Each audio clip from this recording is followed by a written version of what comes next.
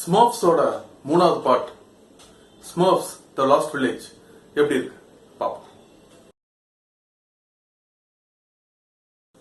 Welcome to Tamil reviews.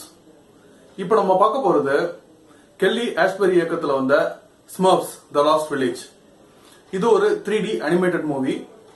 பழைய 2 வருஷன் பாத்தீங்கன்னா அனிமேட்டட் கேரக்டர்ஸும் ஹியூமன்ஸும் சேர்ந்து இருந்தாங்க. ஆனா இது 100% வெறும் அனிமேட்டட் கேரக்டர்ஸ் தான். இந்த படத்தோட கதை பத்தி பாத்தீங்கன்னா ஸ்மர்ஃப் ஹெட் ரொம்ப வருத்தத்தோட இருக்காங்க.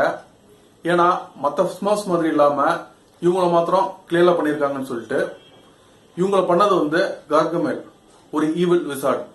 ஒரு தொலைஞ்சு போன ஸ்மர்ஃப் வில்லேஜை பத்தி இவங்க தெரிஞ்சுக்கிறாங்க. அதனால இவங்களும் இவங்க ஃப்ரெண்ட்ஸும் எல்லா ஸ்மர்ஃப்ஸையும் இணைய வைக்கலாம்னு சொல்லிட்டு கிளம்பி போறாங்க.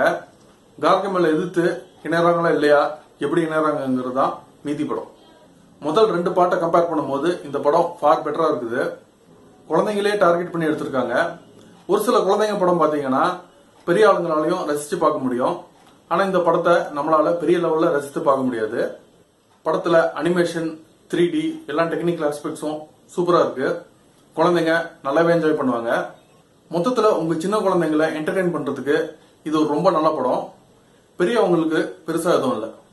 தமிழ்ல லேட்டஸ்ட் மூவி ரிவ்யூஸ்க்கு எங்க யூடியூப் சேனலை சப்ஸ்கிரைப் பண்ணுங்க. எங்க வீடியோஸ் பிடிச்சிருந்தனா லைக் பண்ணுங்க, ஷேர் பண்ணுங்க மற்றும் கமெண்ட் பண்ணுங்க.